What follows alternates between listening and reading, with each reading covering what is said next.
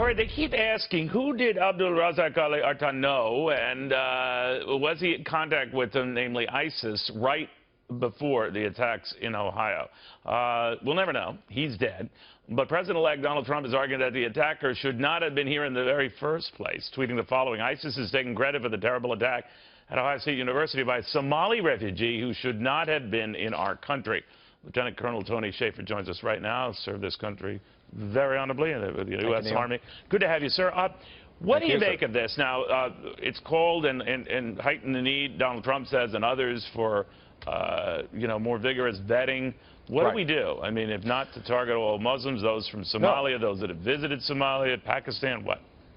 You got to do two things. First, policy-wise, Mr. Trump has to essentially do a vetting of those already here. Governor Kasich accepted about 85,000 Somalis into Ohio. A certain percentage of that, I estimate about 10 to 15, are not radicalized, but they are on the path, like this guy.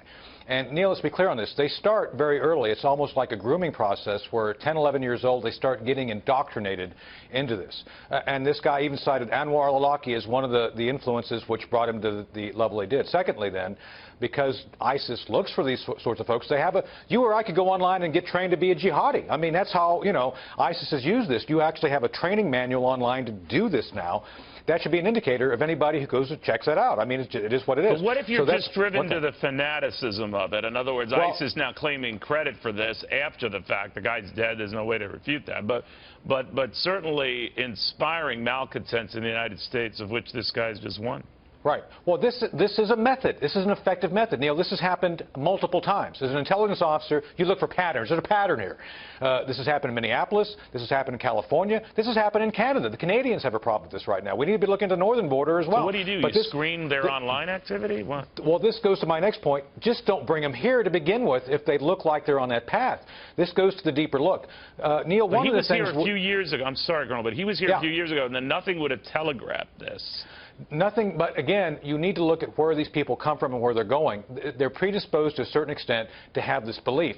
And I believe that if you have refugees, they should be going to Muslim countries. Again, I feel that the Saudi Arabians and other very wealthy Arab nations are not pulling their weight. So we need to look at how we cannot be the only beneficiary of being the good people on the planet. We've got to have others help us.